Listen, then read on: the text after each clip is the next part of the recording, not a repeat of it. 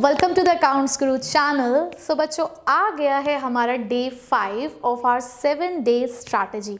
देखते ही देखते हम बहुत ही बढ़िया तरीके से, बहुत ही शानदार तरीके से अपनी स्ट्रैटेजी में आगे बढ़ते जा रहे हैं और अपने सिलेबस को कंप्लीट करते जा रहे हैं। अब तक आपने बहुत कुछ पढ़ लिया है। आपने पूरी आईडी 40 मार्क्स की कंप्लीट कर ली है और आपने नेशनल इनकम जैसा चैप्टर, नेशनल इनकम की यूनिट जो 10 मार्क्स की वेटेज रखती है, एज वेल एज हमारा मनी एंड बैंकिंग 6 मार्क्स का, वो भी आपने कंप्लीट कर लिया। तो अगर मैं आपको कहूँ तो आपने 56 मार्क्स के लिए अब तक प्रिपेयर कर लिया है। किस तरीके से? बहुत ही बढ़िया चिल मैनर में, बहुत ज़्यादा बर्डन नहीं है। एक दिन में आपको 2 या 3 चैप्टर प्रिपेयर करने हैं, तो बहुत ही बढ़िया तरीके से आप इसकी तैयारी कर पा रहे हो। सो बच्चों, अब आज हम लोग पढ़ेंगे एक तीसरी इंपॉर्टेंट यूनिट हमारे मैक्रो इकोनॉमिक्स की, which is determination of income and employment. Macro economics की सबसे हाई वेटेज वाली यूनिट है 12 मार्क्स। बट बताऊँ, नेशनल इनकम से भी ईजी है। अभी जब आप इसको समझना शुरू करेंगे तो ये आपको नेशनल इनकम से बहुत इजी लगेगा। सबको लगता है कि यूनिट हाई वेटेज की होती है तो डिफ़िकल्टी होगी, ऐसा कुछ नहीं है। ये वाली यूनिट बहुत इजी है और बहुत ही इंटरेस्टिंग है, आपको बहुत मज़ा आएगा इसको भी पढ़ने में। और इसमें से भी आने वाला है आपका 3 मार्क्स का न्यूमेरिकल क्वेश्चन। 3 मार्क्स 1 मार्क, हम दोनों में इसके न्यूमेरिकल क्वेश्चन को एक्सपेक्ट कर सकते हैं। और एक 6 मार्क्स का क्वेश्चन भी हम इसी चैप्टर से, इसी यूनिट से एक्सपेक्ट करेंगे। ठीक है, तो मैं वो आपको बताऊंगी कि कौन सा वो टॉपिक है जहां से आप 6 मार्क्स का क्वेश्चन एक्सपेक्ट कर सकते हैं। सो बच्चों, सबसे पहले हम लोग जरा थोड़ा सा बेसिक इंट्रोडक्शन ले लेते हैं इस यूनिट का। यूनिट का नाम है determination of income and employment, यानी कि यहाँ पर हम ये समझने वाले हैं कि किस तरीके से इनकम और एम्प्लॉयमेंट का जो लेवल है उसको यहाँ पर हम डिटरमाइन करते हैं। तो 2 चीज़ें हैं। देखो, हम माइक्रो इकोनॉमिक्स से पढ़ते हुए आए हैं कि हमारे एक इक्विलिब्रियम पॉइंट होता है।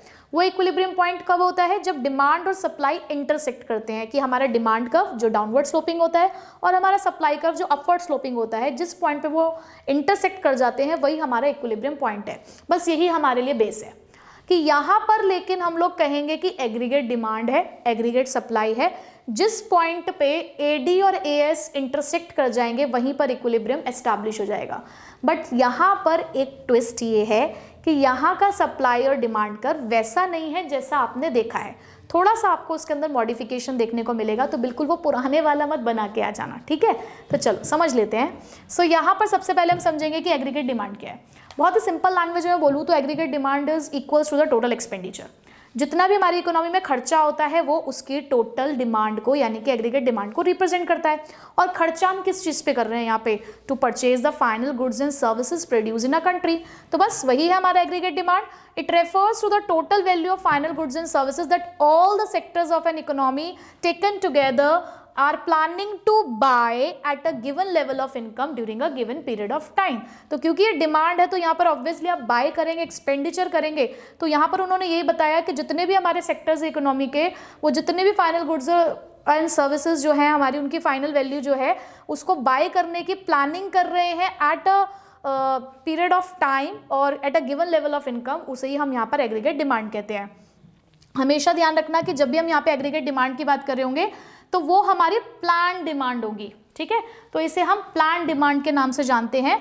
और यहाँ पर आप देखो लिखा हुआ भी है, aggregate demand is equal to the total expenditure on consumption and investment. ठीक है, नेक्स्ट इसके कंपोनेंट क्या है? वही जो हमने जीडीपी के कंपोनेंट पढ़े, जैसे कि प्राइवेट फाइनल कंजप्शन एक्सपेंडिचर और हमारा गवर्नमेंट फाइनल कंजप्शन एक्सपेंडिचर है, इन्वेस्टमेंट एक्सपेंडिचर है, हमारे नेट एक्सपोर्ट्स हैं, वो सारी चीज़ें यहाँ पर भी आती हैं।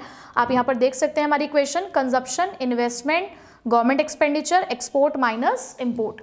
ये 4 सेक्टर मॉडल है, बट हम यहाँ पे क्योंकि 2 सेक्टर मॉडल तक ही रिस्ट्रिक्टेड है तो हम C+I ही पढ़ेंगे। ये देखिए आगे आपका फॉर्मूला C+I। उसके बाद एग्रीगेट सप्लाई क्या है? जहाँ पर एडी एक्सपेंडिचर है वहीं पे एग्रीगेट सप्लाई क्या है? इनकम। क्यों? क्योंकि एग्रीगेट सप्लाई का मतलब है कि टोटल आउटपुट जो हमारी इकोनॉमी में प्रोड्यूस हो चुका है और जो टोटल आउटपुट है वही आपको इनकम जनरेट करके देगा। तो एग्रीगेट डिमांड आपकी जो टोटल इनकम है उसको रिप्रेजेंट करेगा। एग्रीगेट सप्लाई आपके टोटल इनकम को रिप्रेजेंट करेगा। So it refers to the value of the final goods and services plan to be produced by all the production units in the economy taken together during a period of time. It refers to the plan aggregate output. ठीक है, and aggregate supply same as the national income. तो ये हमारी national income के ही बराबर है। देखिए यहाँ पर आपकी इक्वेशन भी आ गई, aggregate supply national income is equals to national output. इसके कंपोनेंट्स क्या है, C+S, कंजप्शन एंड सेविंग। ठीक है, तो क्यों है ये C+S? क्योंकि देखो आप अपनी इनकम का कुछ पोर्शन कंज्यूम करते हो, कुछ पोर्शन आप सेव करते हो, तो बस उसी से हमने यहाँ से ये एक इक्वेशन बनाई कि हमारी जो एग्रीगेट सप्लाई है या नेशनल इनकम है वो किसके बराबर होती है, C+S के। नेक्स्ट कंजप्शन फंक्शन क्या होता है? कंजप्शन फंक्शन का मतलब होता है जो ये बताएगा कि आपका इनकम के साथ, कंजप्शन का इनकम के साथ कैसा रिलेशनशिप है, कि आप अपनी इनकम का कितना पोर्शन आप कंज्यूम करना चाहते हो या आपकी क्या टेंडेंसी है, क्या प्रोपेंसिटी है, उसको ही डिस्क्राइब करेगा हमारा कंजप्शन फंक्शन। तो ये एक फंक्शनल रिलेशनशिप होता है। ठीक है, अब यहाँ पर हम लोग ज़रा कंजप्शन फंक्शन की इक्वेशन देख लेते हैं। ये रही आपकी कंजप्शन फंक्शन की इक्वेशन, C प्लस बी वाई। थोड़ा सा समझते हुए चलेंगे इसको। ये होता है हमारा ऑटोनॉमस कंजप्शन। क्या होता है? Autonomous consumption. अब क्या होता है ऑटोनॉमस कंजप्शन, अभी बताती हूँ। बी होता है MPC, marginal propensity to consume, यानी कि आप अपनी इनकम का कितना पोर्शन खर्च कर रहे हैं, क्या टेंडेंसी है कि जैसे आपकी इनकम चेंज होती है आप अपना कंजप्शन पैटर्न कितने से चेंज करते हो, उसको डिस्क्राइब करते हैं एमपीसी, और वाई हम डिनोट करते हैं अपने इनकम के लिए। ठीक है, अब पहले इस वाले टॉपिक को समझते हैं कि ऑटोनॉमस कंजप्शन क्या होता है। देखो क्या होता है कि जब आपकी इनकम का लेवल 0 होता है तो क्या आप कंज्यूम करना बंद कर देते हैं? भाई आप कोविड के टाइम पे भी बताइए कि जब कोविड के टाइम पे काम वाम नहीं था, हम कुछ नहीं कर रहे थे, हमारी इनकम का लेवल 0 लेवल ऑफ इनकम पे थे, हम कुछ नहीं कमा पा रहे थे, तो क्या आपने कंजप्शन करना बंद कर दिया? नहीं, हम लोगों ने क्या किया, उस कंजप्शन को अपनी सेविंग से करना शुरू किया। ठीक है, तो 0 लेवल ऑफ इनकम पर भी हम कुछ ना कुछ कंजप्शन करते हैं for the purpose of our survival, और उसी कंजप्शन को हम यहाँ पर ऑटोनॉमस कंजप्शन कहते हैं। क्या होता है ऑटोनॉमस कंजप्शन? कि 0 लेवल ऑफ इनकम पे भी जो आप कंजप्शन कर रहे हैं उसको हम क्या बोलेंगे? Autonomous consumption. बट धीरे धीरे जैसे जैसे आपका इनकम लेवल बढ़ने लगता है आपका कंजप्शन आपकी इनकम से कम हो जाता है। कंजप्शन की 3 स्टेजेस आप देखेंगे। सबसे पहले क्या होता है कि जब इनकम 0 होती है तो कुछ कंजप्शन एग्जिस्ट करता है जिसको हम ऑटोनॉमस कंजप्शन कहते हैं। ये जो मैं आपको बता रही हूँ ना, it is the crux of this unit. मतलब अगर आपने ये समझ लिया तो आपको पूरे चैप्टर को मतलब मक्खन की तरह समझ लोगे तुम, कोई दिक्कत नहीं आएगी, सिर्फ ये समझ लो। अगर आपका इनकम का लेवल 0 है तो वहाँ पर सर्वाइवल के लिए भी आप कुछ कंजप्शन करते हैं जिसको हम क्या बोलते हैं? Autonomous consumption. जिसको आप कहाँ से पूरा करते हैं? बताइए कहाँ से पूरा करते हैं आप उसे? अपनी सेविंग से। सेविंग कम करते हो ना, तो सेविंग कम करने को हम यहाँ पे क्या कहेंगे? डिस सेविंग, या मैं इसको कह दूँ नेगेटिव सेविंग। सेविंग नेगेटिव हो गई आपकी। अब धीरे धीरे क्या होगा, तुम्हारी इनकम का लेवल बढ़ेगा, बट इनकम का लेवल बढ़ेगा तब भी तुम्हारी जो कंजप्शन है तुम्हारी इनकम से ज़्यादा होगी, क्योंकि एकदम से थोड़ी तुम लोग इनकम कमाने लग जाओगे, अभी भी आपका कंजप्शन का लेवल आपके इनकम के लेवल से ज़्यादा है। एक पॉइंट ऑफ टाइम आएगा कि जब आपकी जो कंजप्शन है वो आपकी इनकम के बराबर हो जाएगी, जितना कमा रहे हो उतना ही आप कंज्यूम कर रहे हो। इस पॉइंट को बोलते हैं द ब्रेक इवन पॉइंट। बहुत ध्यान से समझिएगा, न्यूमेरिकल पोर्शन के लिए भी हमारे लिए इंपॉर्टेंट है। इसे हम बोलते हैं break even point. Break even point क्या होता है? जिस लेवल पे जितना कंज्यूम कर रहे हो उतना ही खर्च कर रहे हो। और अगर मैं कह रही हूँ y is equals to C+S और मैंने कह दिया y is equals to C है, तो इसका मतलब S क्या होगा उस केस में? 0। इसका मतलब यहाँ पर ब्रेक इवन पॉइंट के टाइम पे सेविंग क्या हो जाती है हमारी? 0 हो जाती है। फिर धीरे धीरे क्या होता है कि आपका जो कंजप्शन है वो आपके इनकम से कम होने लगेगा। जब इनकम बढ़ जाएगी, कंज्यूम कम करने लगोगे, तो अब आप एक ऐसी सिचुएशन पे आ गए जब आप अपनी सेविंग्स करने लगेंगे, यानी कि आपकी सेविंग्स हो जाएंगी पॉजिटिव। तो बस ये स्टेज है हमारी। क्या स्टेज है? सबसे पहले इनकम 0 है, 0 लेवल ऑफ इनकम पे कुछ कंज्यूम कर रहे हो तो उसे हम ऑटोनॉमस कंजप्शन कहते हैं। स्टार्टिंग में कंजप्शन ज़्यादा ही रहता है, एक पॉइंट ऑफ टाइम पे दोनों बराबर हो जाते हैं। बराबर हो जाने के बाद एक पॉइंट ऐसा आएगा जहाँ पर इनकम बढ़ जाएगी, कंजप्शन हमारा कम हो जाएगा। डिस सेविंग से लेकर हम लोग 0 सेविंग और पॉजिटिव सेविंग्स तक जाते हैं। बस यहीं से हमारा जो कर्व है वो हमारा राइज हो जाता है। देखिए ज़रा, ये है हमारा इनकम कर्व। ठीक है, ये हमारा AS कर्व है जिसको हम इनकम से डिनोट करते हैं। हमने कहा कि 0 लेवल ऑफ इनकम पर भी कंजप्शन होता है, तो कंजप्शन कभी भी 0 एक्सिस से स्टार्ट नहीं हुआ। ओरिजिन से कभी आप कंजप्शन कर्व स्टार्ट नहीं करेंगे। क्यों? क्योंकि 0 लेवल ऑफ इनकम पर भी आपका कंजप्शन होता है, तो consumption curve will always start from the y axis.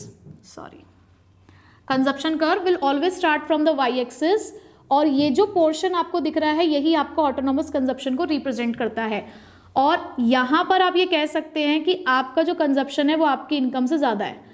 ये जो पॉइंट है ये आपका ब्रेक इवन पॉइंट है, और ब्रेक इवन पॉइंट पे क्या होता है, आपका कंजप्शन आपकी इनकम के बराबर हो जाता है, और धीरे धीरे अब उसके बाद आप देख रहे हैं क्या हो रहा है, आपका कंजप्शन कम हो गया है और आपकी इनकम का लेवल बढ़ गया है। ठीक है, तो ये आपका कंजप्शन कर्व जो है वो मैंने ड्रॉ कर दिया है। ठीक, तो आई होप इतना कॉन्सेप्ट आपको समझ आ गया। जो मैंने आपको 3 स्टेजेस बताई कंजप्शन की, उसमें पहला था ऑटोनॉमस कंजप्शन, और उसके बाद जो आप कंजप्शन के अंदर चेंजेस देख रहे हैं due to the change in income, उसे हम बोलते हैं इंड्यूस कंजप्शन। ठीक है, तो मैंने आपका यहाँ पर बेसिक कॉन्सेप्ट आपको सारे बता दिए। ये देखो, ये सारी चीज़ें मैंने यहाँ पे आपको एक्सप्लेन कर दी हैं ऑलरेडी। तो ये रहा ऑटोनॉमस कंजप्शन, ये सब चीज़ें लिखी हुई हैं यहाँ पे, ये सब कुछ हम समझ चुके हैं। अब देखो, ये आपके सामने कर्व आ चुका है जो मैंने अभी आपको ड्रॉ करके बताया। एक हमारा इनकम का कर्व है, ये हमारा कंजप्शन कर्व है। ये देखो, 0 लेवल ऑफ इनकम पे जो कंजप्शन एग्जिस्ट कर रहा है डिस सेविंग को रिप्रेजेंट करता है, और उसके बाद से हमारा कंजप्शन कम हो गया, इनकम का लेवल बढ़ गया, जो पॉजिटिव सेविंग्स रिप्रेजेंट कर रहा है। अब आते हैं हमारे एक टॉपिक पे which is propensity to consume. और प्रोपेंसिटी टू कंज्यूम 2 तरीके के हमारे, एपीसी और MPC. Average propensity to consume क्या होता है कि जहां पर हम चेक कर रहे हैं कि एक इनकम ऑफ लेवल पे हमारा कॉरस्पॉन्डिंग कंजप्शन कितना है, उसे हम एपीसी कहते हैं। क्या है एपीसी? जो हमें ये बताता है कि हमारा टोटल कंजप्शन एक्सपेंडिचर कितना है in comparison to our total income. यानी कि यहाँ पर आपको ये पता चल रहा है कि आप अपने इनकम का कितना पोर्शन कंज्यूम कर रहे हैं, and it is calculated by dividing the consumption from the income. ठीक है, अब इसकी कुछ प्रॉपर्टीज है, मैं आपको अच्छे से समझा देती हूँ प्रॉपर्टीज कैसे। सबसे पहली प्रॉपर्टी आती है कि क्या एपीसी ग्रेटर देन 1 हो सकता है क्या? तो एपीसी ग्रेटर देन 1 कब होगा? जब आपका कंजप्शन, भाई सीधी सी बात है, मैंने बोल दिया कि कंजप्शन 4 है और इनकम 3 है, तो आपका आंसर क्या आ रहा है? 1 पॉइंट समथिंग, यानी कि 1 से बड़ा। तो आप यहाँ से एक प्रॉपर्टी लगाइए कि जब जब आपका कंजप्शन आपकी इनकम से बड़ा होगा तब तक आप कहोगे कि एपीसी की वैल्यू ग्रेटर देन 1 है। मैंने आपसे कहा कि क्या एपीसी 1 के बराबर हो सकता है क्या? अब मुझे अगर इसको 1 के बराबर करना है तो उसके लिए सी और वाई बराबर होने चाहिए। क्या ये पॉसिबल है? बिल्कुल पॉसिबल है। तो जब कंजप्शन और इनकम बराबर होते हैं ब्रेक इवन पॉइंट पे, तब हम कहते हैं कि एपीसी की वैल्यू 1 के बराबर होगी। क्या एपीसी लेस देन 1 हो सकता है? बिल्कुल हो सकता है। एक पॉइंट ऐसा भी तो आता है जब आपका कंजप्शन कम हो जाता है और इनकम का लेवल बढ़ जाता है, तो यहाँ आपका आंसर 0 पॉइंट समथिंग आएगा। तो इसका मतलब यहाँ लेस देन 1 वाली सिचुएशन है। तो जब कंजप्शन इनकम से कम होता है तब हम कह सकते हैं कि एपीसी लेस देन 1 होता है। क्या कभी एपीसी नेगेटिव हो सकता है? क्या एपीसी नेगेटिव हो सकता है? एपीसी नेगेटिव कब होगा? जब दोनों में से कोई एक चीज नेगेटिव हो जाए। भाई इनकम कभी नेगेटिव होती नहीं है। कंजप्शन नेगेटिव हो सकता है क्या? कंजप्शन भी नेगेटिव नहीं होता, कंजप्शन भी हमेशा पॉजिटिव होता है। तो यहां से आप ये कह सकते हैं कि APC can never B negative, ये कभी नेगेटिव नहीं होगा। पर आप मुझे बताओ कि क्या एपीसी 0 के बराबर हो सकता है क्या? अब 0 के बराबर के लिए मुझे कंजप्शन को 0 करना पड़ेगा, और कंजप्शन कभी भी 0 नहीं होता, तो आपका एपीसी कभी 0 के बराबर भी नहीं होगा। तो बस यहीं से ये सारी चीज़ें आपकी निकल कर आई हैं। स्क्रीनशॉट ले सकते हैं आप इसका। यहीं से ये सारी प्रॉपर्टी निकल कर आई है जो अभी मैंने आपको बताई। एपीसी ग्रेटर देन 1 हो सकता है, एपीसी इक्वल टू 1 हो सकता है, लेस देन 1 हो सकता है, 0 नहीं हो सकता। अच्छा, last, APC falls with increase in income. हमने ये पढ़ा कि जैसे जैसे इनकम बढ़ती है वैसे वैसे कंजप्शन कम होता है, तो yes, APC falls with increase in income. अब एमपीसी क्या है? जहां पर एपीसी सी अपॉन वाई था, वहीं पे MPC delta C upon delta Y होता है। डेल्टा सी मतलब चेंज, कि जैसे आपकी इनकम में चेंज हुआ उससे हमारी कंजप्शन कितना चेंज हुआ, उसे हम कहते हैं एमपीसी। अब एमपीसी क्या है? उसकी वैल्यू 0 और 1 के बीच में लाई करती है, 0 और 1 के साथ वैरी करती है। अगर आपने अपनी एंटायर एडिशनल इनकम कंज्यूम कर ली, यानी कि अगर आपकी 100 से इनकम चेंज हुई तो आपने 100 से ही अपना कंजप्शन चेंज कर लिया, तो इसका मतलब ये दोनों बराबर हो गए, तो एमपीसी की वैल्यू क्या हो जाती है? 1 हो जाती है। बट अगर आपने अपनी एंटायर एडिशनल इनकम सेव कर ली, यानी कि आपने कंजप्शन डेल्टा सी 0 कर दिया, कंजप्शन 0 नहीं होता, चेंज इन कंजप्शन 0 हो सकता है कि आपने अपने कंजप्शन का पैटर्न चेंज नहीं किया, तो देन आप कह सकते हो कि आपकी एमपीसी की वैल्यू 0 हो जाएगी। ठीक है, अब आते हैं सेविंग की तरफ। तो सेविंग फंक्शन क्या है? सेविंग फंक्शन ये बताता है कि ये भी एक फंक्शनल रिलेशनशिप है सेविंग और इनकम के बीच में। सेविंग फंक्शन होता है हमारा -s+1 - by, जहां पर -s आपके ऑटोनोमस कंजप्शन को ही रिप्रेजेंट करता है। जितना ऑटोनोमस कंजप्शन होता है उतना ही हमारी डिससेविंग होती है।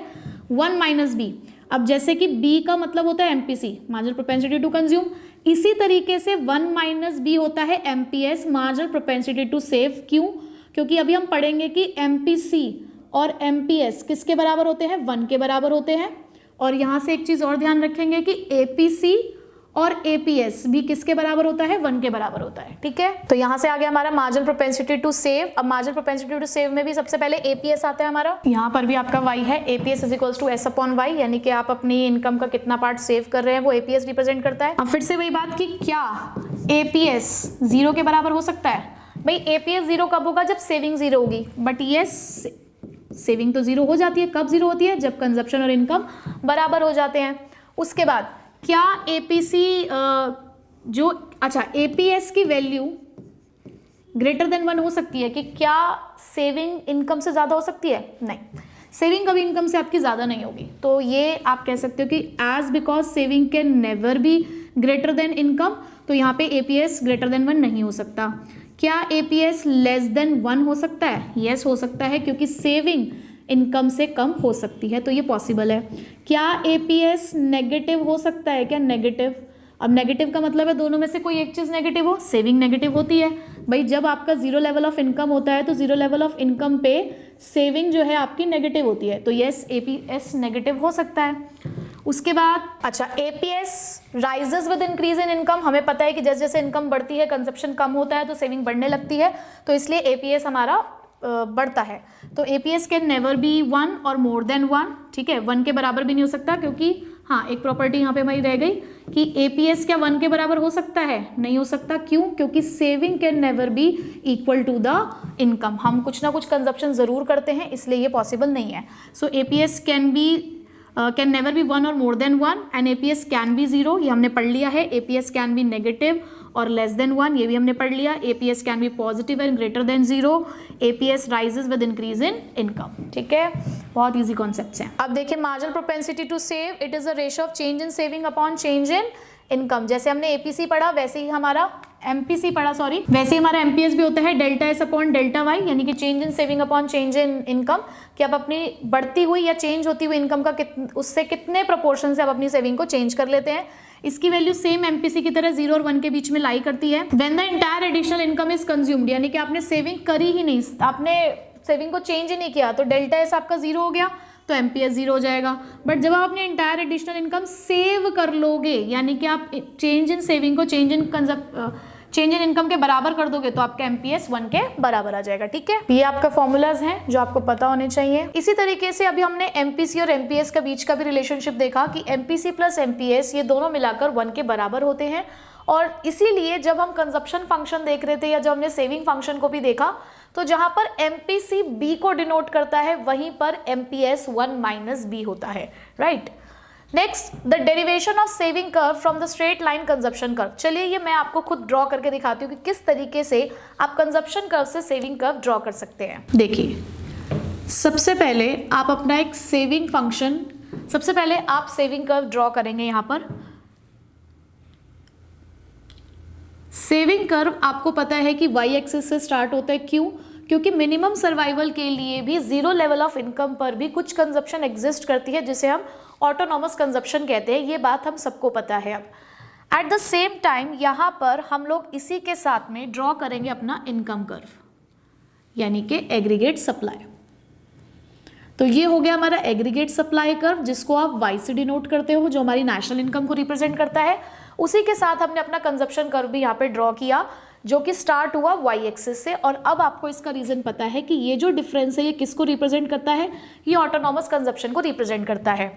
अब इसी के साथ साथ हम चीज़ों को यहाँ पे बहुत ही ज़्यादा क्लैरिटी के साथ समझेंगे कि इनिशियल इनकम लेवल पर हमारा जो कंजप्शन होता है हमेशा वो हमारी इनकम से ज़्यादा होता है, क्योंकि 0 लेवल ऑफ इनकम पर तो आपका कंजप्शन एग्जिस्ट करता ही है। जब आपका इनकम का लेवल 0 था तब आप ऑटोनॉमस कंजप्शन कर रहे थे, और वो ऑटोनॉमस कंजप्शन आपकी कहाँ से हो रही थी? नेगेटिव सेविंग, यानी कि डिस सेविंग से।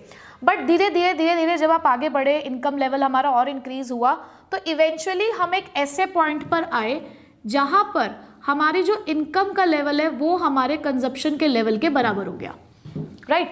अब जब इनकम और कंजप्शन बराबर हो जाते हैं, जब हम इस सिचुएशन पे आ जाते हैं जहाँ पर कंजप्शन और इनकम बराबर है, तो इस पॉइंट को हमने एक नाम दिया, अभी क्या नाम दिया उसे हमने, ब्रेक इवन पॉइंट। और इस ब्रेक इवन पॉइंट पे जितना आप कमा रहे हो उतना ही खर्च कर रहे हो, सो दैट इज वाई जो सेविंग हो जाती है इस पॉइंट पर वो क्या हो जाती है आपकी, जीरो। ठीक है, उसके बाद आप देख रहे हो कि जैसे जैसे आपके इनकम का लेवल बढ़ रहा है तो आप एक ऐसे सिचुएशन पे आए जहां पर अब आपका जो कंजप्शन है वो कम हो चुका है और इनकम का लेवल बढ़ चुका है। ये जो तीन स्टेजेस, ये जो तीन नेचर देख रहे हो आप अपने कंजप्शन का, यही सेविंग के नेचर को भी डिस्क्राइब करता है। जहां पर मैंने अभी आपको बताया कि जब इनकम आपकी कम है, जीरो लेवल ऑफ इनकम पर आप हो, तो जीरो लेवल ऑफ इनकम पर आप ऑटोनॉमस कंजप्शन कर रहे हो, कहां से, अपनी नेगेटिव सेविंग से। फिर उसके बाद जब कंजप्शन और इनकम बराबर हो गया तो आपकी सेविंग जीरो हो गई। लेकिन जब कंजप्शन कम हो गया और इनकम बढ़ गई तो आपकी सेविंग पॉजिटिविटी शो करती है, यानी कि अब आप सेव करना स्टार्ट कर रहे हैं। बस इसी चीज़ों को समझते हुए यहाँ पर हम लोग अपना अब सेविंग फंक्शन डिराइव करने वाले हैं। कैसे, लेट्स सी। यहाँ तक तो आपने कर्व को अब समझ लिया है कि हमारा कंजप्शन कर्व कहाँ से स्टार्ट होता है, हमारा इनकम कर्व कहाँ से स्टार्ट होता है। अब इसी की हेल्प से हम किस तरीके से सेविंग फंक्शन को जनरेट करेंगे, आपको इसी के नीचे एक और ग्राफ बनाना है। अब आपको ये पता है कि ये वाला जो पॉइंट है हमारा, चलो इसको नाम दे देते हैं, इसको हमने ई पॉइंट नाम दिया, और ये हमारा ब्रेक इवन पॉइंट है। अब इस ब्रेक इवन पॉइंट से ही आपको एक स्ट्रेट लाइन यहाँ पे ड्रॉ करनी है नीचे की तरफ। एक बात आपको यहाँ पर पता है कि इस पॉइंट पे जो सेविंग होती है, सेविंग क्या होती है, वो जीरो। तो बस यहीं से आपको अपना कर्व ड्रॉ करने का एक जो कहते हो कि फर्स्ट स्टेप है वो आपको मिल चुका है। और आपको ये भी पता है कि सेविंग जो होती है वो इनिशियल लेवल ऑफ इनकम पर नेगेटिव होती है, तो आपने नेगेटिव एक्सिस से अपना सेविंग कर्व ड्रॉ करना स्टार्ट करना है। जीरो लेवल ऑफ सेविंग से मीट करते हुए आपको पॉजिटिव सेविंग में उसको कन्वर्ट करना है। और ये लीजिए आपका सेविंग कर्व हो गया डिराइव। तो आप बहुत इजीली, अगर आपको ऊपर नेचर पता है कि कंजप्शन और इनकम का क्या नेचर है, उनका क्या रिलेशनशिप है, तो आप बहुत इजीली सेविंग फंक्शन को उससे डिराइव कर सकते हो, आप उसका भी नेचर समझ सकते हो। और अगर आपको किसी भी फंक्शन का नेचर पता है तो उसका कर्व आपको याद रखने की जरूरत नहीं है, आप खुद उसको ड्रॉ कर लेंगे। ठीक है, तो यहाँ पर मैंने आपको पूरा डेरिवेशन बता दिया कि किस तरीके से आप कंजप्शन फंक्शन से स्ट्रेट, आप किस तरीके से कंजप्शन फंक्शन से सेविंग फंक्शन आप डिराइव कर सकते हैं। अब आप जब ये डिराइव करेंगे तो उसके बाद आपको उसकी थोड़ी सी एक्सप्लेनेशन भी लिखनी होगी, आपको हर एक चीज़ यहाँ पर डिस्क्राइब करनी है।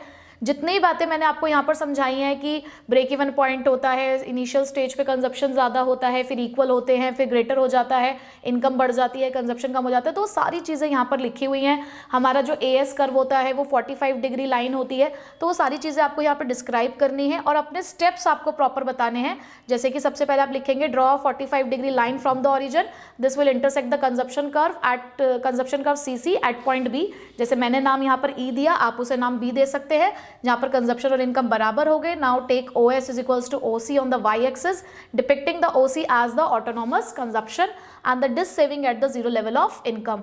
This give the starting point S from the saving curve. तो बस इस तरीके से आपको उसकी एक्सप्लेनेशन भी लिख कर आनी है, राइट। ये देखिए इस तरीके से उन्होंने एक ही कर्व पे ड्रॉ कर रखा है, मैंने आपको सेपरेट बताया है, आप चाहें तो सेपरेट भी कर सकते हैं और एक साथ भी कर सकते हैं, राइट। चलिए अब नेक्स्ट टॉपिक हमारे पास आता है इन्वेस्टमेंट। इन्वेस्टमेंट हमारे पास कितने तरीके की होती है। पहली बात तो इन्वेस्टमेंट का मतलब क्या है कि जो भी पैसा हम लोग अपने फिजिकल कैपिटल में यहाँ पर लगा रहे हैं उसे इन्वेस्टमेंट कहा गया। ये हमारे पास दो तरीके की है, इंड्यूस्ड इन्वेस्टमेंट और ऑटोनॉमस इन्वेस्टमेंट। इंड्यूस्ड इन्वेस्टमेंट का मतलब होता है एक ऐसी इन्वेस्टमेंट जो लेवल ऑफ इनकम के साथ डायरेक्टली रिलेट करती है, विच मीन्स कि जिसका डायरेक्ट रिलेशनशिप है लेवल ऑफ इनकम के साथ, कि जैसे जैसे इनकम का लेवल बढ़ेगा वैसे वैसे ये इन्वेस्टमेंट भी बढ़ाई जाएगी। But on the other hand जो ऑटोनॉमस इन्वेस्टमेंट है, ऑटोनॉमस का मतलब होता है बेसिकली फ्रीडम, तो ये इन्वेस्टमेंट किसी भी लेवल ऑफ इनकम पर डिपेंडेंट नहीं है, चाहे आपका इनकम का लेवल कुछ भी हो, ये वाली इन्वेस्टमेंट बिल्कुल सेम रहती है। अब इंड्यूस्ड इन्वेस्टमेंट के लिए मैंने कहा कि इसका लेवल ऑफ इनकम के साथ डायरेक्ट रिलेशनशिप है, तो इसका कर्व कैसे बनता होगा, अपवर्ड स्लोपिंग। बट वहीं पे मैं ऑटोनॉमस इन्वेस्टमेंट के लिए कह रही हूँ कि इसको लेवल ऑफ इनकम से कोई फर्क नहीं पड़ता, यहाँ पर ये इन्वेस्टमेंट रहती है बिल्कुल सेम, तो इसका डायग्राम बनता है पैरेलल टू एक्स एक्सिस। तो देख लीजिए जरा यहाँ पर, induced investment refer to the investment which depends upon the profit expectations and is directly influenced by the income level. It is income elastic. Income elastic मतलब income बढ़ेगी तो ये भी बढ़ेगी, इनकम घटेगी तो ये भी घटेगी। It is done by the private sector, और मेनली प्राइवेट सेक्टर ही इस इन्वेस्टमेंट को करते हैं, and it slopes upward. But on the other hand, our autonomous investment refers to the investment which is not affected by the change in level of income. Income के level से इसको कोई लेना देना नहीं है, and it is not induced by the profit motive. यहाँ पर हमारा motive बिल्कुल भी profit कमाने का नहीं है, and it is income inelastic क्योंकि इसको income से कोई फर्क नहीं पड़ता है. It is generally done by the government sector, and इसका जो curve होता है वो होता है parallel to x-axis. आप यहाँ पर देख सकते हो, ये हमारी इंड्यूस इन्वेस्टमेंट है, ये हमारी ऑटोनॉमस इन्वेस्टमेंट है. अब यहाँ से हमारा स्टार्ट होता है एक बहुत इंपॉर्टेंट टॉपिक, और अगेन मैं आपसे यही कहूँगी कि 100% चांसेस है कि इस टॉपिक से आपका एक क्वेश्चन ज़रूर आएगा. अब चाहे वो क्वेश्चन 6 मार्क्स के लिए हो, 3 मार्क्स के लिए हो, या फिर MCQs में उसको स्प्लिट करके पूछा जाए, तो वो किसी भी तरीके से आ सकता है, बट आएगा ज़रूर. अब क्वेश्चन क्या है, आपको यहाँ पर डिटरमाइन करना है the level of income and employment, और इसको डिटरमाइन करने के लिए हमारे पास 2 अप्रोचेज होती हैं, AD and AS approach and S and I approach. अब AD AS अप्रोच आए चाहे S और I अप्रोच आए, which means saving and investment, करना आपको दोनों में सेम काम है. एक को अगर आपने समझ लिया तो दूसरा अपने आप समझ में आ जाएगा, बिल्कुल भी आपको कोई दिक्कत उसके अंदर नहीं आने वाली है. ठीक है, तो पहले समझते हैं कि बेसिक अजम्पशंस हम लोग क्या लेकर चल रहे हैं. चाहे कोई सी भी अप्रोच पढ़िएगा, अजम्पशंस आपको वहां पर लिखनी ही है. ठीक है, तो एजम्पशन क्या है, सबसे पहले तो हम 2 सेक्टर मॉडल में ही काम कर रहे हैं. मैंने आपको ये नेशनल इनकम में ही बता दिया था कि हमारा जो कोर्स है वो 2 सेक्टर मॉडल तक ही अभी फिलहाल रिस्ट्रिक्टेड है. तो यहाँ पर सिर्फ 2 ही सेक्टर है हमारे पास, हाउस होल्ड और फर्म, और कोई गवर्नमेंट और कोई फॉरेन सेक्टर यहाँ पर नहीं है. ठीक है, उसके अलावा एग्रीगेट डिमांड के हम 2 ही कॉम्पोनेंट्स यहाँ पर लेकर चल रहे हैं, consumption demand and investment demand. Investment expenditure हम यहाँ पे मानकर चल रहे हैं कि ऑटोनॉमस है, which is not influenced by the level of income. Short run के अंदर हम ये कह रहे हैं कि फिक्स्ड प्राइस मॉडल है, ओवरऑल प्राइस जो है इकोनॉमी की वो हम फिक्स लेकर चल रहे हैं. इक्विलिब्रियम आउटपुट भी यहाँ पर हम शॉर्ट रन में ही डिटरमाइन करते हुए चल रहे हैं. अब उसके बाद ये कुछ बेसिक चीजें हैं, जैसे कि हमें पता चल चुका है कि AD C+I के बराबर होता है और AS C+S के बराबर होता है. और अगर हम इन दोनों को ही कहें कि इक्विलिब्रियम लेवल पर, चलिए एक चीज और देखते हुए चलो. यहाँ पर अगर मैं कह रही हूँ कि इक्विलिब्रियम लेवल उस पॉइंट पे स्टैब्लिश होता है जहां पर AD = AS होता है, तो AD को तो हम कहते हैं C+I, वहीं पर AS होता है C+S, तो C से C कैंसिल हुआ, तो I = S. तो ये एक बेसिक आपकी अप्रोच निकल कर आती है कि जिस पॉइंट पे AD = AS होगा उस पॉइंट पे सेविंग और इन्वेस्टमेंट बराबर ही होंगे. और वो पॉइंट कौन सा है, उस पॉइंट को हम बोलते हैं इक्विलिब्रियम पॉइंट, यानी कि वो इक्विलिब्रियम लेवल है जहां पर सेविंग और इन्वेस्टमेंट अपने आप ही बराबर हो जाते हैं. ठीक है, देखो इसी चीज को यहाँ पर डिस्क्राइब किया गया है. और ये प्लान्ड सेविंग और प्लान्ड इन्वेस्टमेंट होती है, ये बात भी मैंने आपको बता दिया था. जो एक्सपोज्ड सेविंग, एक्सपोज्ड इन्वेस्टमेंट होती है. एक्सपोज्ड इन्वेस्टमेंट मतलब देखो 2 तरीके की इन्वेस्टमेंट है, प्लान्ड और एक्चुअल. प्लान्ड इन्वेस्टमेंट का मतलब क्या होता है कि जितना हम लोगों ने प्लान किया, हम इंटेंडेड है कि इतना इन्वेस्टमेंट हम during a period of time हम करेंगे, बट वहीं पे एक्चुअल का मतलब क्या है कि पूरा साल खत्म हो गया, उसके बाद आपको पता चला कि एक्चुअल में कितनी इन्वेस्टमेंट हुई. तो यहाँ पर प्लान्ड सेविंग और प्लान्ड इन्वेस्टमेंट के बारे में बात होती है जब भी हम यहाँ पर चीज़ों को पढ़ रहे हैं. तो अब आप ग्राफिकली इसका कर्व देख सकते हैं, ये हमारा AS कर्व है, इनकम कर्व. उसके बाद ये हमारा AD कर्व होता है. AD का मतलब C+I, यानी कि इसके अंदर दोनों चीज़ें हैं, दोनों कॉम्पोनेंट है. ये हमारा इक्विलिब्रियम पॉइंट है जहाँ पर AD और AS बराबर हो चुके हैं. इस लेवल ऑफ इनकम पे ये जो AD और AS है ये हमारे इक्वल है. तो ये आपका बेसिक ग्राफ है. ये बात तो ठीक है कि AD = AS होना चाहिए हमेशा हमारी इकोनॉमी के अंदर, बट अगर कभी सिचुएशन अराइज हो गई कि AD और AS बराबर नहीं हुए, तो 2 सिचुएशन हो सकती है, या तो एग्रीगेट डिमांड ज़्यादा होगा या एग्रीगेट डिमांड कम होगा. जब आपका एग्रीगेट डिमांड एग्रीगेट सप्लाई से ज़्यादा होता है तो इस सिचुएशन को हम एक्सेस डिमांड की सिचुएशन कहते हैं, यानी कि आपकी इकोनॉमी के अंदर डिमांड ज़्यादा हो रही है, एक्सपेंडिचर ज़्यादा हो रहा है, बट उसके कंपैरिजन में जो इनकम है, जो आउटपुट है वो कम जनरेट हो रहा है. बहुत लॉजिक सी चीज़ है, आपको इसको समझना है. अगर उसको आपने लॉजिकली समझ लिया तो रटने की आपको बिल्कुल ज़रूरत नहीं पड़ेगी. तो समझो ज़रा इस चीज़ को कि अगर आपकी इकोनॉमी में एग्रीगेट डिमांड ज़्यादा है और एग्रीगेट सप्लाई कम है, या मैं सिंपल कहूँ कि आपके यहाँ पर आप चीज़ों की मांग ज़्यादा कर रहे हो लेकिन मार्केट आपको उस हिसाब से आउटपुट नहीं दे पा रही है, तो ऐसे में आपको क्या करना पड़ेगा, डिमांड को पूरा करने के लिए क्या करना होगा कि आपको अपनी इकोनॉमी में दिख रहा है शॉर्टेज, कि चीज़ों की कमी पड़ रही है क्योंकि सप्लाई कम आ रही है लेकिन डिमांड ज़्यादा है. अब उस शॉर्टेज को पूरा करने के लिए आपको आउटपुट इंक्रीज करना पड़ेगा ना, यानी कि आपको अल्टीमेटली प्रोडक्शन लेवल को इंक्रीज करना पड़ेगा। अब प्रोडक्शन लेवल को अगर इंक्रीज करोगे तो उसके लिए आपको लोगों को अपने यहाँ पे रखना होगा। तो लोगों को अपने यहाँ पर रखोगे तो अल्टीमेटली इकोनॉमी के अंदर एम्प्लॉयमेंट लेवल इंक्रीज होगा। अब अगर एम्प्लॉयमेंट लेवल इंक्रीज हुआ, लोग आपके यहाँ पर काम करने के लिए आए, तो आपका आउटपुट लेवल बढ़ जाएगा। आउटपुट बढ़ने का सीधा सा मतलब है कि हमारी इकोनॉमी की इनकम बढ़ गई, इनकम लेवल बढ़ेगा। और जब इनकम लेवल बढ़ेगा तो इवेंचुअली आप अपने आप ही ऐसे सिचुएशन पे पहुंच जाओगे जहां पर फिर से एग्रीगेट डिमांड एग्रीगेट सप्लाई के बराबर आ जाएगा।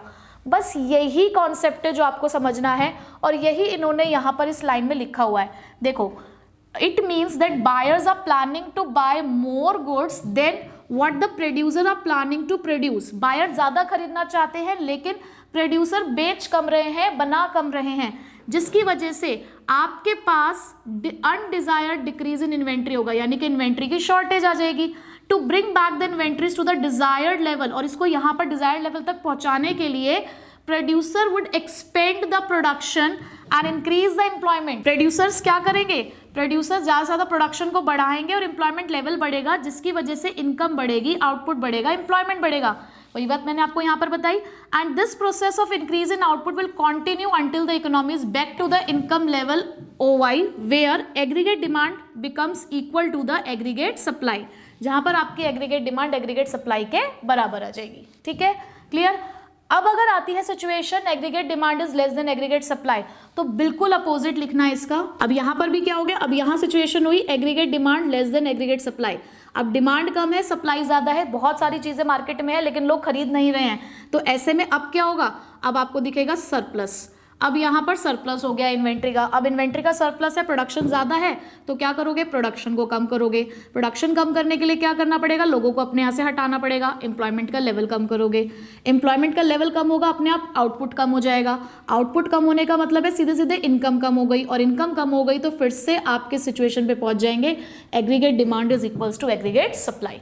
बस यही कॉन्सेप्ट है जिसको आपको यहाँ पे वर्ड्स में लिखना है। ठीक है, अब इसी को समझते हैं अपने सेविंग और इन्वेस्टमेंट अप्रोच से। सेम सिचुएशन है, सेम एक्सप्लेनेशन आपको देखने को मिलेगी। दोनों केसेस देख लेते हैं। Case 1, when S is greater than I, यानी कि सेविंग ज्यादा है और इन्वेस्टमेंट कम है।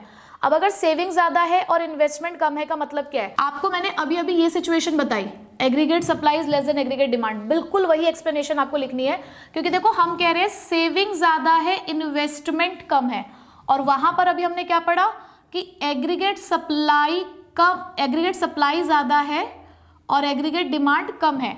तो इसका मतलब जो आपका सेविंग है वो किसका कंपोनेंट होता है? एग्रीगेट सप्लाई का, तो ये उसको रिप्रेजेंट कर रहा है। इन्वेस्टमेंट किसका कंपोनेंट होता है? एग्रीगेट डिमांड का, तो ये उसको रिप्रेजेंट कर रहा है। तो बिल्कुल वही एक्सप्लेनेशन जो आपने अभी पढ़ी है वो आप यहाँ पर लिख सकते हैं। तो मैं इसको दोबारा एक्सप्लेन नहीं कर रही हूँ, बिल्कुल सेम चीज़ है, आप एक बार देख सकते हो।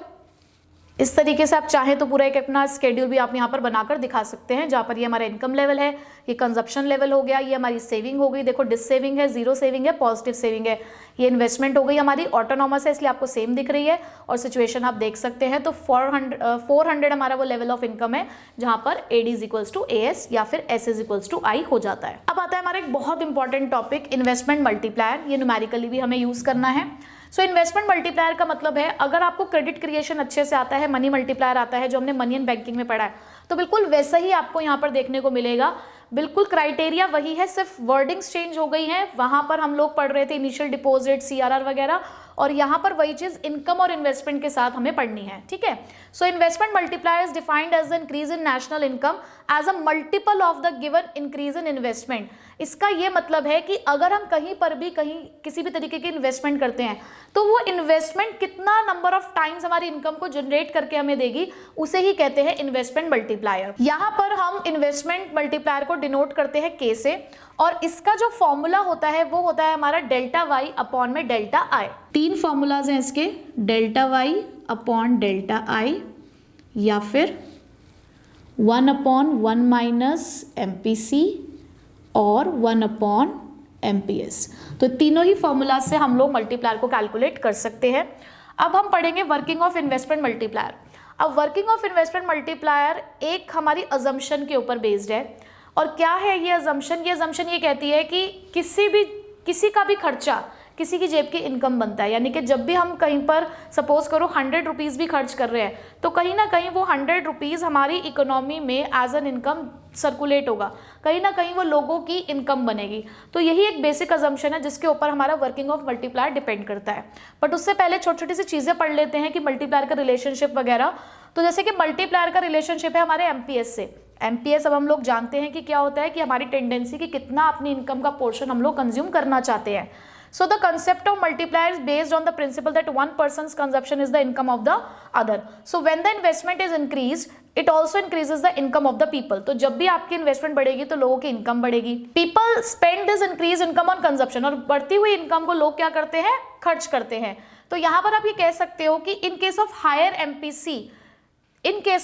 MPC, people will spend a larger proportion of increased income on consumption, and higher the expenditure on consumption means higher the increase in income of the producers of goods and services, as well as in such case the value of multiplier will be more। यानी कि आप ये कह सकते हो कि MPC और multiplier के बीच में एक डायरेक्ट रिलेशनशिप होता है कि अगर MPC इंक्रीज होगा तो मल्टीप्लायर की वैल्यू भी बढ़ेगी, क्योंकि लोग अपनी बढ़ती हुई इनकम को कंज्यूम करना स्टार्ट कर देंगे। ठीक है,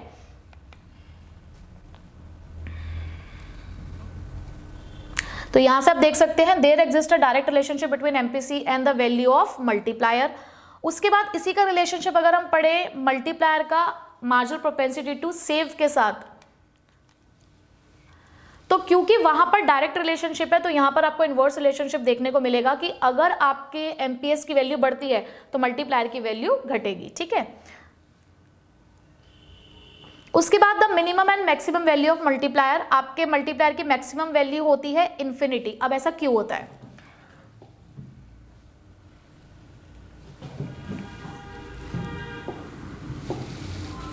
देखो मैंने आपको एक फॉर्मूला बताया 1 माइनस एमपीसी। ठीक है, अब अगर एमपीसी की वैल्यू मैक्सिमम कितनी हो सकती है, 1 हो सकती है।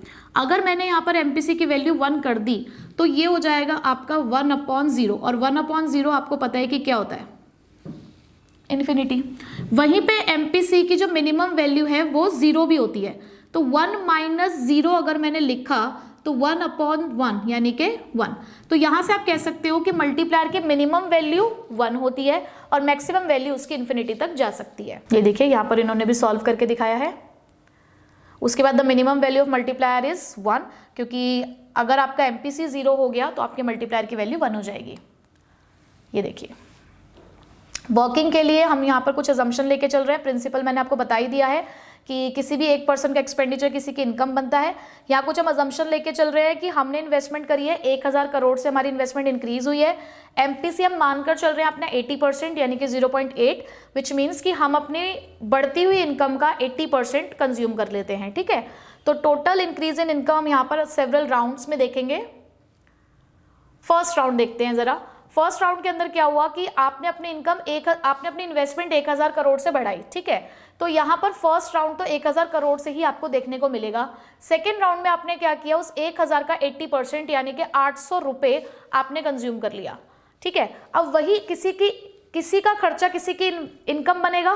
पहले 1000 रुपये खर्च हुए तो वो 1000 रुपये इनकम बने, फिर उसका 800% हमने उसका 80% हमने कंज्यूम कर लिया, तो वो 800 रुपीज़ फिर से इनकम में आए, फिर से आपकी इकोनॉमी में आए, तो टोटल कितनी इनकम हो चुकी है, 1800। ऐसे थर्ड राउंड चला। थर्ड राउंड के अंदर फिर से आपने क्या किया, 1800 का 80% निकाला होगा आपने, तो यहाँ पर आप देख सकते हो कि वो कितना इंक्रीज हो गया है आपका। फिर उसके बाद आपने क्या किया होगा, 800 का फिर से आपने 80% निकाला विच इज 640, तो 640 आपने और प्लस किया तो वो हो गया 2440। तो ये चीज़ चलती रहेगी जब तक आपकी इनिशियल इन्वेस्टमेंट 0 नहीं हो जाती, तब तक ये राउंड्स चलते रहेंगे। अब हमें कैसे पता चलेगा कि ये कब तक चलने वाला है, तो आप अपना फॉर्मूला इस्तेमाल करेंगे। कौन सा? हम यहाँ पर फॉर्मूला इस्तेमाल करेंगे K/1 माइनस MPC, क्योंकि हमारे पास MPC की वैल्यू है। तो K is equals to 1/1 minus 0.8 which is equals to 1/0.2। आपने यहाँ से डेसिमल हटाया, ऊपर गया 0, तो ये आ गया आपका 5। यानी कि ये बताता है कि आपकी जो इनकम है वो 5 टाइम्स मल्टीप्लाई हो जाएगी। अगर आपने 1000 की इन्वेस्टमेंट करी है तो वो 1000 की इन्वेस्टमेंट आपको 5000 तक की इनकम जनरेट करके देगा। तो बिल्कुल याद आ रहा है, बिल्कुल वैसा ही है जैसे हमने money creation, credit creation, money and banking वाले चैप्टर में पढ़ा। तो ये देखिए, ये पूरी टेबल आपको इस तरीके से बनाकर आनी है। यहाँ पे राउंड्स आ गए, इंक्रीज इन इन्वेस्टमेंट हो गया, इंक्रीज इन इनकम आप देख रहे हो, इंक्रीज इन कंजप्शन हो गया, 80% हम निकालते जा रहे हैं, और उसी के साथ में आपको इंक्रीज इन इन्वेस्टमेंट भी दिख रहा होगा। तो आपने देखा कि 1000 की इन्वेस्टमेंट आपको 5000 की इनकम इंक्रीज करके दे गया। ठीक है, इस तरीके से जैसे हमने सॉल्व किया उन्होंने भी ऐसे सॉल्व किया है। ठीक है, अब हम यहाँ पर ना बार बार एक चीज पढ़ रहे हैं कि इक्विलिब्रियम लेवल ऑफ इनकम हमें डिटरमाइन करना है। तो हमारे पास यहाँ पे कुछ सिचुएशन होती है, जैसे कि ये है full employment level of income. अब full employment level of income उसी सिचुएशन को कहते हैं जिस सिचुएशन पे एग्रीगेट डिमांड एग्रीगेट सप्लाई के बराबर हो जाते हैं। बट हमारी इकोनॉमी हमेशा इस तरीके की सिचुएशन को रिप्रेजेंट नहीं करती। अभी हमने देखा कि कभी एग्रीगेट डिमांड ज्यादा हो जाते हैं तो कभी एग्रीगेट डिमांड कम भी हो जाता है। तो उन सिचुएशंस को क्या कहते हैं? तो सबसे पहले यहाँ पर आप देखो कि ये तो है हमारा फुल एम्प्लॉयमेंट इक्विलिब्रियम पॉइंट। ये डायग्राम अभी मैंने आपको पहले भी दिखाया। बट अंडर एम्प्लॉयमेंट की सिचुएशन भी होती है हमारी, जहां पर आप कह सकते हो कि आपका जो एग्रीगेट डिमांड का लेवल है वो आपके एग्रीगेट सप्लाई के लेवल से कम जनरेट हो रहा है। ये देखिए, this is a situation of under employment, जहां पर आपका जो एग्रीगेट डिमांड कर्व है वो एग्रीगेट जो इनिशियल एग्रीगेट डिमांड था उससे नीचे दिख रहा है। ये जो डॉटेड वाला एग्रीगेट डिमांड है ये आपकी अंडर एम्प्लॉयमेंट की सिचुएशन को रिप्रेजेंट करता है, यानी कि इतने से ये गैप है। ठीक है, और ये जो गैप है इस गैप को हमें क्या करना होता है? खत्म करना होता है। अब यहाँ पर हम लोग दो और इंपॉर्टेंट टॉपिक्स पढ़ेंगे which are known as excess demand और डेफिशिएंट डिमांड। एक्सेस डिमांड वही डिमांड है जो आपको फुल एम्प्लॉयमेंट लेवल पर जब आपका डिमांड का लेवल बढ़ता हुआ दिख रहा होगा तो उसे एक्सेस डिमांड की सिचुएशन कहते हैं। और हमेशा डिमांड का बढ़ना आपके एक्सपेंडिचर के बढ़ने को रिप्रेजेंट करता है, यानी कि इकोनॉमी के अंदर हो रहा है बहुत सारा खर्चा, और जब भी खर्चा होता है इसका मतलब सिचुएशन है इन्फ्लेशन की। तो जब भी एक्सेस डिमांड की सिचुएशन आती है हमारी इकोनॉमी में तो वो इन्फ्लेशनरी गैप को रिप्रेजेंट करती है कि आपकी इकोनॉमी के अंदर इन्फ्लेशन आ चुका है और आपको उस इन्फ्लेशन को करना है अब कंट्रोल। ठीक है, सो एक्सेस डिमांड और इन्फ्लेशनरी गैप क्या होता है कि अगर आपकी एग्रीगेट डिमांड का लेवल फुल एम्प्लॉयमेंट पर एग्रीगेट सप्लाई से ज़्यादा हो जाए तो उसको हम कह रहे हैं एक्सेस डिमांड, और इस सिचुएशन की वजह से आप इन्फ्लेशनरी गैप को अराइज करते हो। अब ये देखिए, ये आपका डायग्राम है। इस डायग्राम में आप देख रहे हो कि ये आपका एग्रीगेट सप्लाई कर्व है, ये आपका एग्रीगेट डिमांड कर्व है। यहाँ पर ये रहा मेरा इनिशियल एग्रीगेट डिमांड कर्व, और ये जो ऊपर आपको बनता हुआ दिख रहा है AD1, ये आपका न्यू डिमांड कर्व है, न्यू एग्रीगेट डिमांड है। और ये जो आपको गैप दिख रहा है यहाँ पर, ये इन्फ्लेशनरी सिचुएशन को रिप्रेजेंट करता है, और हमें इसी इन्फ्लेशनरी सिचुएशन को यहाँ पर करेक्ट करने के बारे में पढ़ना होगा। तो ये डायग्राम भी आपका इंपॉर्टेंट है, आपको पता होना चाहिए। पिक्चर बेस्ड क्वेश्चन अगर आते हैं तो हो सकता है वो आपको डायग्राम बना के दे दे, आपको पता लगाना हो कि ये इन्फ्लेशनरी गैप है या डिफ्लेशनरी गैप है। ठीक है, अब इसका इनकम, आउटपुट और एम्प्लॉयमेंट या प्राइस पे क्या इफेक्ट पड़ता है? अगर आपकी एग्रीगेट डिमांड एग्रीगेट सप्लाई से ज्यादा है तो इसका सीधा सा मतलब है कि फुल एम्प्लॉयमेंट लेवल पे जो एम्प्लॉयमेंट है वो आप इंक्रीज नहीं कर सकते अपने रियल आउटपुट से। So there is only the increase in nominal output because the excess demand only implies a greater pressure on available goods and services in the economy, accordingly price tends to rise. मतलब आप ये कह रहे हैं कि जब आप इस सिचुएशन में होते हैं तो उस टाइम पर आप ऑलरेडी ये देख रहे हो कि आप फुल एम्प्लॉयमेंट लेवल पर एम्प्लॉयमेंट आप नहीं बढ़ा सकते हो क्योंकि आप ऑलरेडी उस लेवल से अबव ऑपरेट कर रहे हो। तो ऐसे में आपको सिर्फ इतना दिख रहा है कि आपका प्राइस ही बढ़ सकता है। ठीक है, नेक्स्ट डेफिशिएंट डिमांड वो डिमांड का लेवल है जहां पर आपकी डिमांड आपके एग्रीगेट सप्लाई से कम है, यानी कि आउटपुट आपके पास ज़्यादा है, अब उसके लिए जो डिमांड है या खर्चा जो हो रहा है इकोनॉमी के अंदर वो हमारा कम हो रहा है। ये डिफ्लेशनरी गैप की सिचुएशन को अराइज करता है। यहाँ पर आपको डिफ्लेशनरी गैप की सिचुएशन दिख रही होगी कि अब हमारे पास ये रहा हमारा एग्रीगेट डिमांड कर्व, ये हमारा एग्रीगेट सप्लाई कर्व है। ये जो आपको कम दिख रहा है गैप कि भाई हमारा जो एग्रीगेट सप्लाई है वो ज़्यादा जा रही है एग्रीगेट डिमांड से, तो ये सिचुएशन को आप कह सकते हो वो किस चीज़ को रिप्रेजेंट करता है? डिफ्लेशनरी गैप को। अब इसका क्या इफेक्ट पड़ता है? At OQ output level which is full employment level of output, this leads to unplanned addition to the inventories, की वही आप कह सकते हो कि सरप्लस इन्वेंट्रीज हो रही हैं, and to maintain this inventory the producer will cut down the level of output. आपको आउटपुट कम करना पड़ेगा जिससे एम्प्लॉयमेंट आप कम करेंगे, और यहाँ पर आप कह सकते हो कि आउटपुट और एम्प्लॉयमेंट दोनों आपके क्या हो जाएंगे? कम हो जाएंगे। ठीक है, so this situation will only be corrected by are some measure which are the physical measures and the monetary measures। ठीक है, तो अब हम देखते हैं कि किस तरीके से इन दोनों ही situations को हम लोग करेक्ट कर सकते हैं। तो मेजर्स आते हैं हमारे पास अब इसको करेक्ट करने के। सबसे पहले फिस्कल मेजर। फिस्कल मेजर के अंदर हम लोग बात करते हैं गवर्नमेंट की फिस्कल पॉलिसी की, and fiscal policy is the policy of revenue and expenditure. आपको खुद ये चीज जज करनी है कि मार्केट में ऑलरेडी इन्फ्लेशन है, ऑलरेडी बहुत खर्चा हो रहा है, ऐसे में अगर गवर्नमेंट भी खर्चे बढ़ाने लगेगी तो क्या आप उस सिचुएशन को ठीक कर पाओगे? नहीं।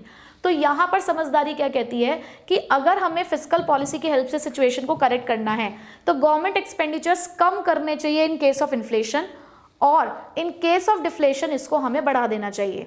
बट अगर मैं बात करूं गवर्नमेंट रेवेन्यू की, तो हम चाहते हैं कि ज़्यादा से ज़्यादा जनता से पैसा हमारे पास आए, क्योंकि हमें इन्फ्लेशन को कंट्रोल करना है।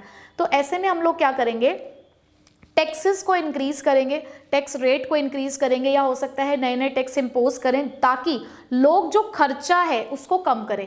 तो इन्फ्लेशन के टाइम पे गवर्नमेंट को अपने रेवेन्यूज को इंक्रीज करना चाहिए और एक्सपेंडिचर को कम करना चाहिए, और इसी का अपोजिट हम डिफ्लेशन के टाइम पर पढ़ते हैं। Now the monetary measures. Monetary measures वैसे ऑलरेडी हम लोगों ने मनी एंड बैंकिंग वाले चैप्टर में कवर अप करे हैं, बिल्कुल सेम है, कोई डिफरेंस नहीं है। वहां जो पढ़ा आपने बिल्कुल यहाँ पर भी आप यही पढ़ेंगे। तो मॉनेटरी मेजर्स के अंदर वही हमारे पास कुछ क्वालिटेटिव और कुछ क्वांटिटेटिव मेजर्स होते हैं।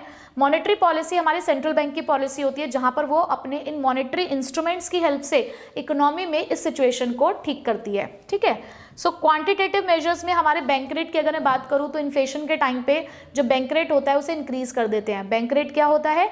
जिस रेट पर सेंट्रल बैंक कमर्शियल बैंक को लॉन्ग टर्म पर्पस के लिए मनी लेंड करता है। तो इन्फ्लेशन के टाइम पे इसको बढ़ा दिया जाता है ताकि कमर्शियल बैंक्स को लोन लेना महंगा पड़े, और वो फिर आगे जनरल पब्लिक के लिए भी रेट ऑफ इंटरेस्ट इंक्रीज कर देंगे, जिससे ऑलरेडी जो डिमांड बहुत ज़्यादा राइज हो रही थी लोन की, वो क्या हो जाती है, फिर कम हो जाती है। सेकेंड हमारे पास यहाँ पे open market operation. Open market operation का मतलब क्या होता है कि जब गवर्नमेंट क्या करती है, अपनी सिक्योरिटीज को ओपन मार्केट यानी कि फाइनेंशियल मार्केट के अंदर उसको खरीदना या बेचना शुरू करती है। अब इन्फ्लेशन के टाइम पे क्योंकि हमें उनसे पैसा लेना है, तो ऐसे में हम अपनी सिक्योरिटीज़ को बेचना शुरू करेंगे, बट वहीं पर डिफ्लेशन में हम इन्हीं सिक्योरिटीज़ को बाय करना शुरू करेंगे। Next, legal reserve requirements. Legal reserve requirement में हमारे पास दो तरीके के रिजर्व्स होते हैं, CRR और SLR। CRR का मतलब होता है कैश रिजर्व रेशो, यानी कि हर कमर्शियल बैंक को अपनी डिपॉजिट का कुछ परसेंटेज सेंट्रल बैंक के पास रखवाना पड़ता है, उसे CRR कहते हैं। बट वहीं पे SLR यानी कि स्टैच्यूटरी लिक्विडिटी रेशो, जहां पर उसे अपनी उसी टोटल डिपॉजिट का कुछ परसेंटेज अपने पास रखना होता है कुछ लिक्विड एसेट्स की फॉर्म में। तो ये दो रिजर्व्स यहाँ पर कमर्शियल बैंक को मेंटेन करने होते हैं। बहुत ज़्यादा अच्छे से डिटेल में मैंने मनी एंड बैंकिंग चैप्टर में आपको ऑलरेडी पढ़ा दिया है, एक बार रिकॉल करना हो तो फिर से वो वाला जो टॉपिक है आप वहाँ से भी पढ़ सकते हैं। ठीक है, तो इन्फ्लेशन के टाइम पे इन दोनों ही रेशोज को बढ़ा दिया जाता है, बट डिफ्लेशन के टाइम पे इसको कम कर दिया जाता है। उसके बाद रिवर्स रेपो रेट। पहली बात तो रेपो रेट देख लेते हैं। रेपो रेट का मतलब होता है कि यहाँ पर फिर से सेंट्रल बैंक कमर्शियल बैंक को पैसा उधार दे रहा है, बट शॉर्ट टर्म पर्पस के लिए। तो इन्फ्लेशन के टाइम पे भी इसको भी बढ़ा दिया जाता है और डिफ्लेशन के टाइम पे कम कर दिया जाता है। Reverse repo rate. अब रिवर्स रेपो रेट का मतलब क्या है कि जब कमर्शियल बैंक अपनी सरप्लस मनी सेंट्रल बैंक के पास रखवाता है।